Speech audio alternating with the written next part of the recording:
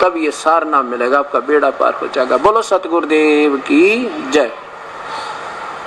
अब ये कहानी हो रही है हमारे साथ, दास बतावे एक और बिगाड़न वाले अनेक। अब देखिएगा, अब ये निरंकारी मिशन को और देखिए थोड़ा सा।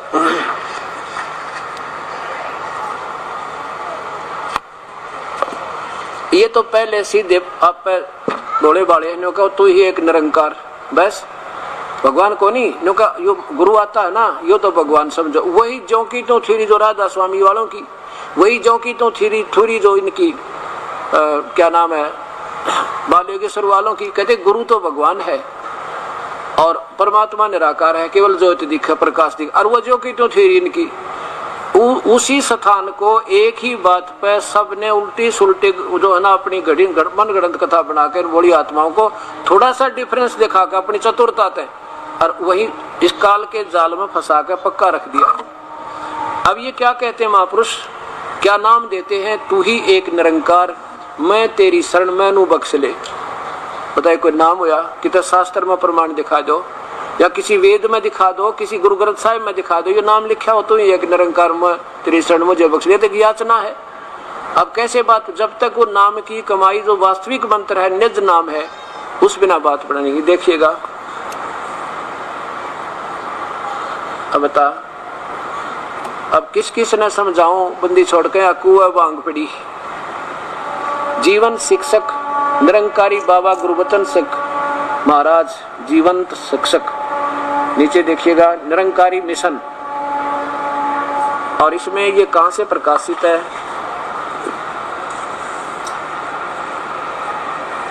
निरंकारी बाबा गुरुवचन सिंह जी महाराज, JRD सत्यार्थी सहायक, राज वासुदेव सिंह HS उपासक, प्रकाशक हैं, संपादक है सुलेख साथी, प्रकाशक है संपादक ये है प्रकाश संत निरंकारी मंडल दिल्ली तक। इसके 162 पृष्ठ पर आपको दिखाता हूं कि ये क्या नाम देते हैं।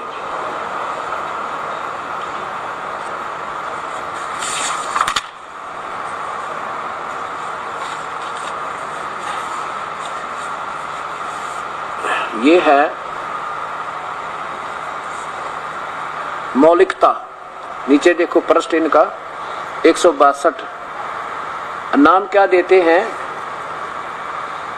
यह देखिए कि एक बार ये अमेरिका पहुंच गए, वहां कोई विद्यार्थी मिले तो कोई उनके साथ कोई इनका सेवक था टंडन साहब, उसको गुरुजी ने बता दिया कि दे दे नाम टंडन जी, टंडन साहब नाम दे दे इनको, बता दे नाम। टंडन जी ने क्या बताया, फिर समन जब दे दिया ना उसने, क्या दिया संस्कृत में देखो, अंग्रेजी भाषा में ज्ञान समझाया और हजूर के चरणों में पुष्ट हो गए। क्या समझाया यहाँ पे, नीचे आइएगा, अंग्रेजी भाषा में समझा दिया। क्या समझाया, फिर पूछा समरण कौन सा दिया है, गुरु जी कह रहे हैं जा दे दे टंडन जी नाम।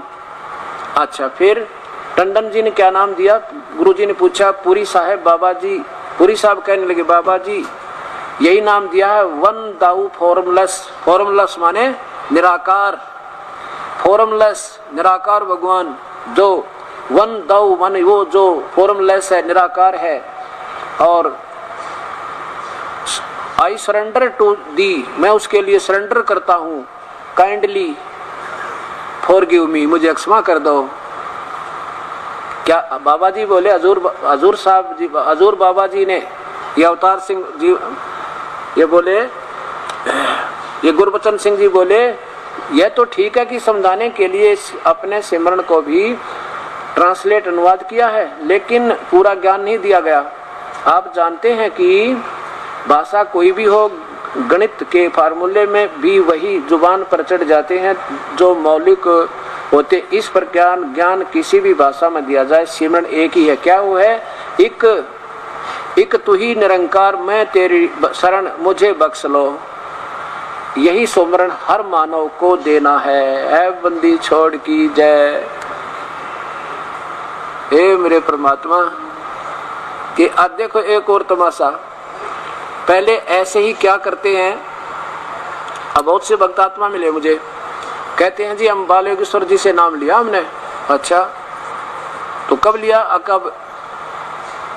उस एक बोला अभी तुरंत ही लिया था, एक ने तो मतलब पीछे आए थे वो 1 साल पहले की, 2 साल पहले की बात है, 2-3 वर्ष पहले आए थे, नदिया भी लिया था।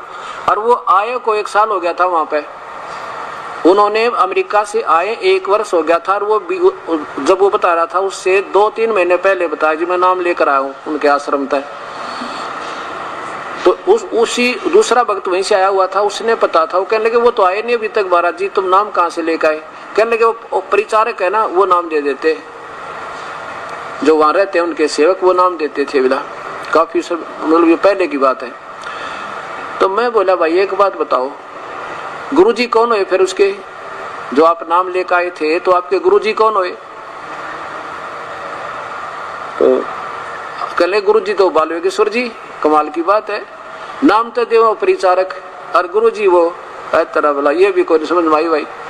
अब लड़की के फेरे तो वह किसे थे और पति हो कोई तीसरा जो पास भी कोई ना बताया, कोई बात जची।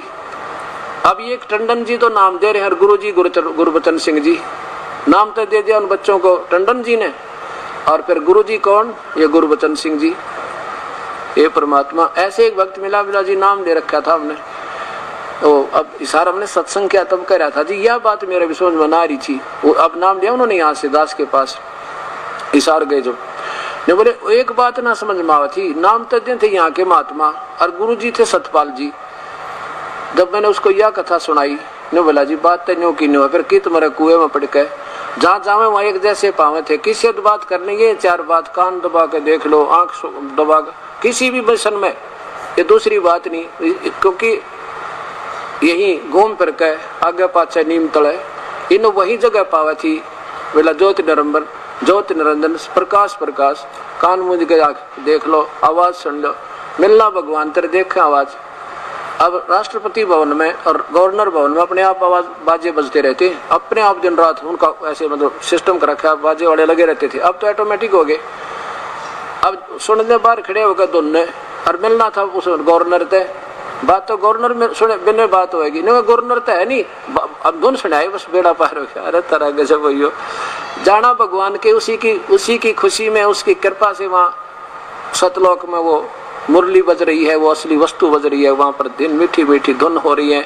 क्या बात की, वहाँ पर महक उठ रही है। तो ऐसे उस जाना था उस परमेश्वर के पास और रह गई यहीं पे। इन अब निराकार का क्या अर्थ बताते हैं, देखिए इनकी महिमा।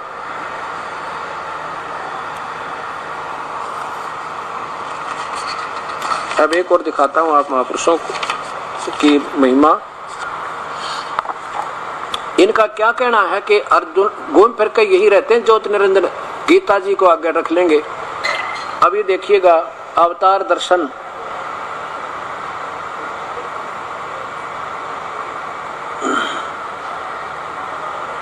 ये कहां से छपी है, नीचे देखो,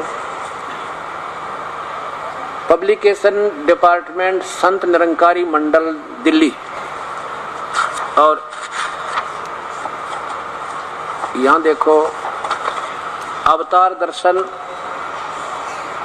और नीचे देखो डॉक्टर जगन्नाथ शर्मा हंस PhD D.Litt। ये परमात्मा दे इसे से विद्वान पुरुषों को कति अनजान बना रखा है, क्योंकि ये अक्षर ज्ञान है, इनको परमात्म ज्ञान नहीं, और ना इनको परमात्म ज्ञान जो इनके गुरुदेव है। अब देखो प्रकाशन विभाग संत निरंकारी मंडल दिल्ली 11। अब यहाँ देखो ये क्या बता रहे हैं, ये 5 नंबर पृष्ठ है इनका। यहाँ देखो नीचे, अर्थात ये गीता का कोई श्लोक लिया इन्होंने, यदा यदा ही धर्म से ग्लानि भवति भारत तब तब मैं आता हूँ। हे भारत, हे अर्जुन, जब जब धर्म की हानि और अधर्म की वृद्धि होती है मैं साकार रूप में प्रकट होता हूँ। अब क्या बताया, उसी को डाले गीता जी को। अब काल बोल रहा है मैं प्रकट नहीं होता हूँ, इसका अर्थ ये है कि मैं जब ये ऐसी समस्या आती है तो उस समय ये तो वहां भी व्यक्त है, वहां भी आकार में है। और कहता जब मैं आता हूं ना, जब ऐसे जैसे कृष्ण जी में प्रवेश करके अपनी सारी कहानी बता गया और ऐसे आता हूं, बाकी मैं ऐसे प्रत्यक्ष नहीं आता। अब ये भगवान आकार मानते हैं कि कैसा कि जैसे हमारे अब ये गुरुवचन सिंह जी आए ना, ये समझ लो उस ज्योत निरंजन के अवतार थे, ये आकार में आगे बस। और ऊपर निराकार है, ऊपर कोई नहीं है, ऊपर ना भगवान है, और बस ये गुरु आते हैं ना तब वो निराकार बन जाते हैं। अब चलो, अब अवतार सिंह से ही मुक्ति होनी थी तो फिर उसके पुत्र गुरुवचन सिंह से मुक्ति होनी थी, तो अवतार सिंह जी को फिर कैसे भगवान मान लिया, या उसमें प्रवेश करके फिर वो आत्मा जो भूत बन गए। अब ये सोचना पड़ेगा हमने। अब क्या बताया है कि जब तक हमने सतज्ञान नहीं होगा तब तक हम ऐसे अटकलबाजी लगाते रहेंगे। अब इसकी 120 पृष्ठ और देखो, वही अवतार दर्शन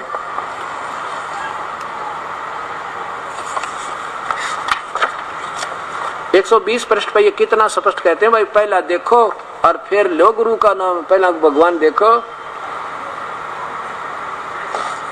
120 पृष्ठ देखो, 120 पृष्ठ पे क्या बताते हैं, अल्लाह ईश्वर गाड वाहे गुरु ऐसे हैं सब सारे नाम, ऐसे ऐसे दे हन सारे नाम, राम मोहम्मद नानक ईसा एक तो एक प्यारे नाम, निरंकार इस समय दा नाम। आप बना रहे अपनी गढ़की गढ़ निरंकार नाम है, बोला ईब समय का नाम निरंकार हो गया। वाह भाई वाह, पानी तो पानी रहेगा, बताओ उसका नाम क्यों बदल दिया, पानी चाहिए कि मैं नाम रख लो उसका।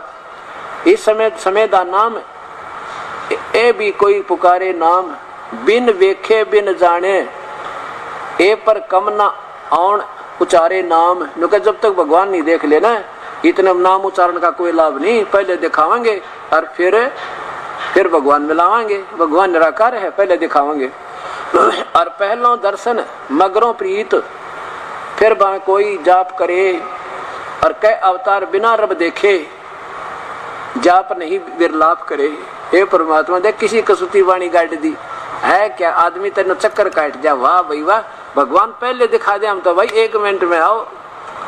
और क्या दिखा दे, कहते भगवान क्या है, निराकार है। कहा निराकार है, फिर उसका क्या देखना, ए देखो, देखा आपने क्या दिखा, क्या फॉर्म है उसकी, अगजी के दिखे, बस भगवान दिख गया। वाह वाह वाह, क्या बात की, अरे तेरा गजब हो। अगर यही थ्योरी थी 2 बार दिखाने की, और फिर इतने बड़े शास्त्र, इतने बड़े गुरु ग्रंथ साहब, इतने बड़े वेद ये लिखने की क्या जरूरत थी। इन्होंने ऐसा क्रिया कर रखी है कि एक समय एक मेले में 2 3 4 5 जो है ना, एक खाली तंबू लगा दिया और उसमें लिख दिया जो देखा वो भी पछतावा, ना देखा वो भी पछतावा। अब सब ने सोचे भाई देखे ना पछतावा, ना देखेंगे तो बात बिगड़गी। अंदर कुछ नहीं, इधर से जावे। हाँ ना, ऐसा लिख दिया भाई आज तक जिन दुनिया में किसी ने कुछ भी नहीं, जो नहीं वस्तु देखी है ना, इस टेंट में देखो, ऐसा लिख दिया। जो आज तक तुमने जिंदगी में कोई खेल नहीं देखा है वो इस तंबू में देखो। रुपये उसके रेट लगा दिया 1 रुपया। अब मेले में जाने वाले सोच रहे हैं भैया चीज तो देखनी चाहिए, जब सबसे उत्तम है, सबसे न्यारी है। अब अंदर एक खड़ा और एक गेट पर पहरेदार टिकट ले पैसे जमा करा और अंदर चलता करते हैं। अंदर जाके देखे कुछ भी कौन, कहते भाई क्या देखा, बोला देखा था कभी आज तक तुमने ऐसा, जहाँ गए कोई रीछ रियाज कूदता है पेपर, ऐसा कहीं नहीं देखा होगा, निकल जाए इधर से।